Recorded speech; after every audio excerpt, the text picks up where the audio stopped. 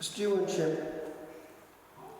We own nothing, but we have the stewardship of a small portion of the universe, our soul, our family, our work, our property, our home, our plot of land, our relationships, and that only we can handle, but we must. Stewardship is concrete, actually.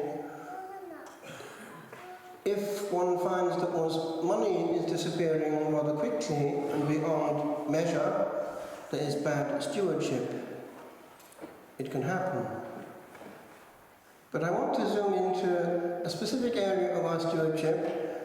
It's that of our body and of our mind, linking it to the first reading, for it is a very concrete reading and regards us all. The contrast is between those who live in the flesh and those who live in the spirit. The spirit can be drawn to the flesh, and I want to zoom into that for a second before I go anywhere else, because right now, because of modern technicity, it is on the increase, and it is getting out of proportion and indeed out of control. The way that the spirit can be damaged by the flesh in our day is immediate. It can happen actually without the will initially being engaged. Have you heard of the modern term stealth pornography? It means that, for instance, a person who goes into internet search to find something good and holy, perhaps something on the Catholic faith, suddenly finds that he's being directed to something quite unexpected: heavy pornography. It was not his wish, but he has seen something. At that point, his will must engage immediately, and not everyone's will does.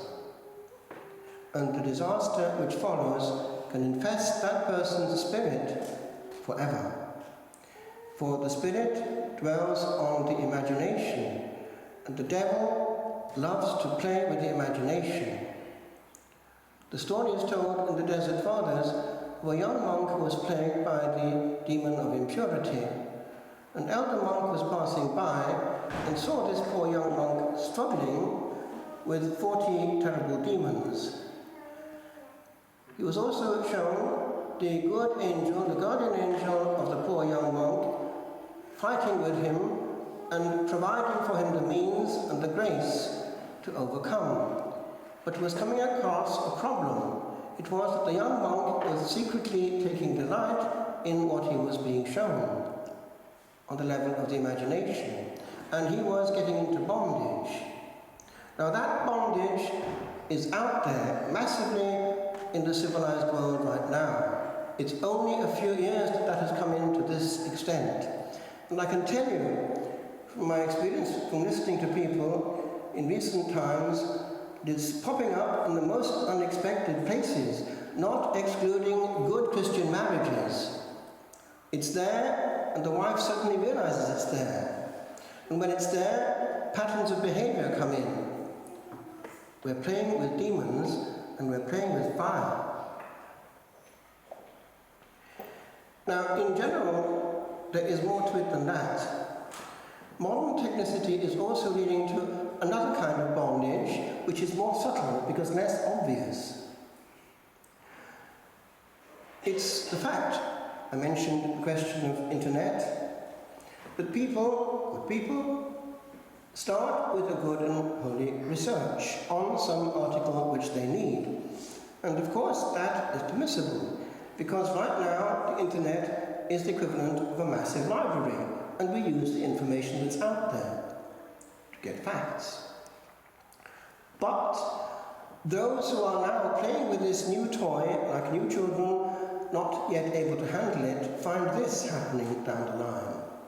Listen, young people, it concerns you especially, for you have your whole future ahead of you. Listen.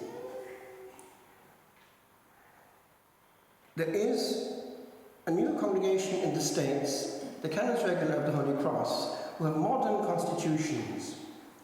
And in it is this passage: the great maximum of time that any of the brethren may have on internet, for whatever reason it may be, in one day is 4 hours. That sounds a lot, but actually it's not, because a lot of people, it might be your case, starting on something, are still at the internet 5, 6, 7 hours later, with a few breaks in between for a coffee or whatever it might be. But that has sucked up the day and the night and the life. Bondage. And it's a subtle bondage because they're good and holy things. One can get addicted to good Christian sites. But bondage, one can't say no. One has to look at just one more thing that might be of greater interest again. Damage to the soul. There was, again, in the Desert Fathers, another similar scene. It was one monk who had to go into the local town to sell the baskets of the brethren and buy merchandise in return. He was there in the marketplace in the town and saw a demon, quite relaxed, lying on his elbow. He had nothing much to do. All he did was suggest something and they all followed immediately. Returning to the heart of the desert, he saw a monk tormented by ugly, furious black demons. Again, holy purity. And he realized that the one was a problem to the demon, whereas the other was not. And moreover, he was shown this. There was a young monk who, when he got into the desert, had to get his act together with regard to his cell. So he started to chop down this tree, he started to get everything ready, and it was time for the moment of prayer. And the demon put into his mind something else useful he had to do, and immediately he got up and did it. And this pattern followed itself throughout the day and throughout the week and throughout the year. He was always being told to do something, do something, do something. And that do something can be always useful. It's called holy activism. And many holy people are involved in this pattern of doing things and not being there when they should be in prayer. The internet is sucking up the best parts of our day. Now, I mentioned again this question of purity, and I want to zoom into it because it concerns everyone here. If we want to be free from bondage, we have to take certain precautions. Ladies, sit up and listen. There was a woman who was exceedingly pious, and she asked God to make known to her what displeased His Divine Majesty most in persons of her sex. And this happened. The Lord answered her prayer, opened her eyes to the eternal abyss. There she saw a woman, a prey to cruel torments, and in her recognized one of her friends, not long deceased. She was amazed. She hadn't lived badly. And she heard this: it is true that I practiced religion, but I was a slave of vanity.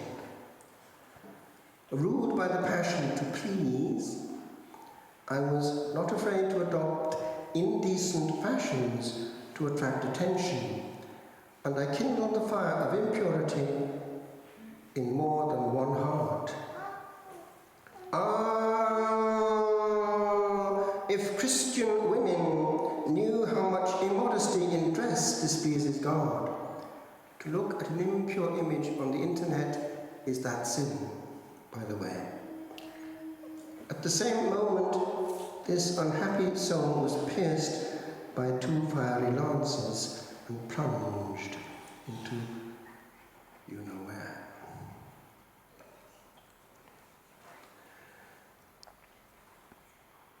It's easier not to start than to stop once started on this one. Beginnings check and consequences follow.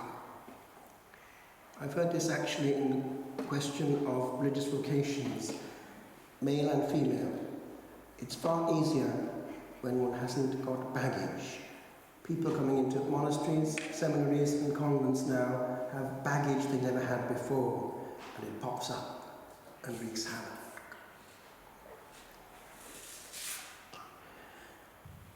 Now, if one comes, therefore, into prayer and one has this baggage, the soul is not at peace. It's tormented by its correctly functioning conscience. It therefore has no intimacy with the Lord. Bring that to Holy Communion, and if it comes up nevertheless, it's causing itself serious trouble. And if it happens that a person comes to confession and out of human respect goes over things or camouflages them, then there is a serious problem.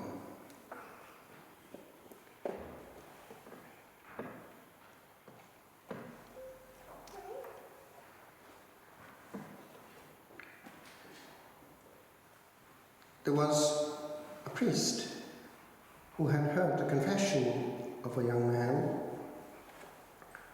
and he had problems.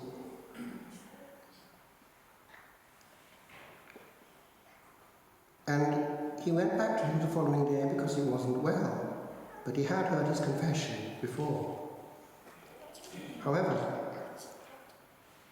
as he went to him, he saw him on the road coming to meet him. Go no further, I am dead and damned. How? Did you not make a good confession of your sins? Yes, I made a good confession, but afterwards the devil represented to me sinful pleasures and asked me whether, in case of a cure, I should not return again to my pleasures. I consented to these evil suggestions, and at the same moment, death took me. And he showed the priest the torments.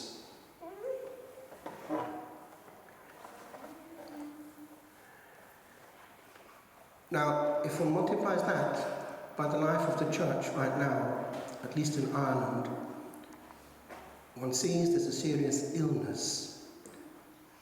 Very few confessions indeed, and everyone outside this celebration anyway, receiving in a casual way, standing and in the hand, sometimes only in one hand, sometimes snatching the Blessed Sacrament.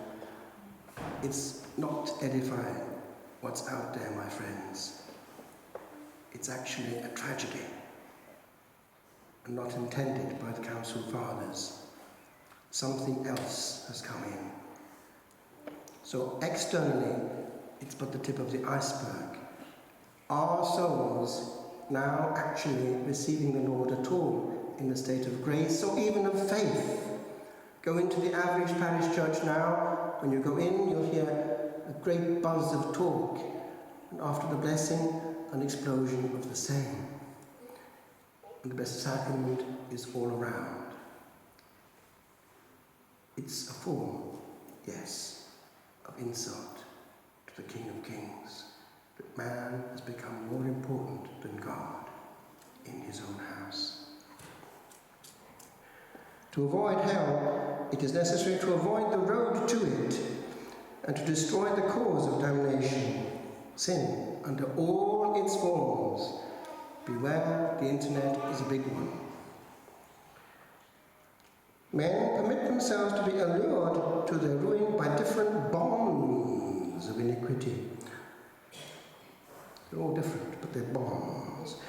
There are many who die in their sins because they are deprived of the last sacraments. And among those who receive them, there are not a few who are lost because they lack sincerity in the accusation of their sins. Remember, when you're in confession, you're anticipating your last judgment. You're confessing to Jesus, and you can't hide things from him. All he wants is to help you, but he can't if you're deceiving him or trying to. There was this case in 1640 in the Jesuit mission. A woman died, but she left a son of about 20 years of age. And the young man beheld his mother appearing to him in a most frightful condition. Apparently, from what she told him, she was damned for not having made a sincere confession, and that many others were damned like her for having concealed their sins in confession. But she did add this, and you do profit by the example of your unfortunate mother. A priest some years ago had lost his holy mother, he thought, she was, but some time later, I think years later, she appeared to him in purgatory. And he couldn't understand how such a holy mother could be for so long in that place. And it was explained to him, if you knew the purity and majesty of Almighty God, you would understand purgatory. Purgatory at least has an end. The other place doesn't. And the devil knows it full well. So make sure that all on earth are sweetly rocked to sleep by what distracts them and engages them with the flesh, which goes into the tomb, leaving the spirit unprepared for the one thing that matters.